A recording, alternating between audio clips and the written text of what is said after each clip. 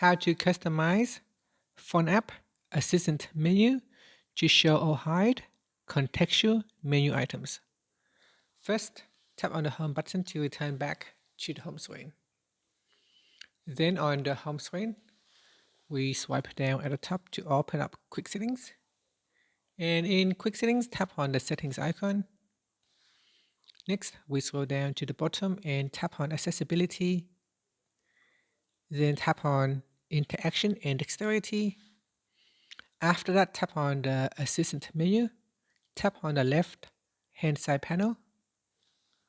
Then tap on Select Apps to show contextual menus with. And from here, tap on Phone.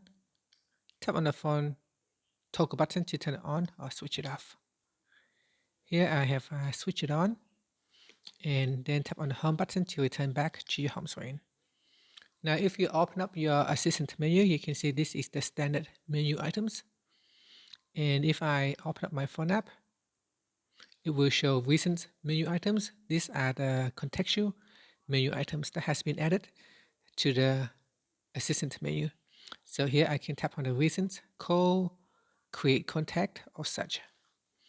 And that's it. Thank you for watching this video.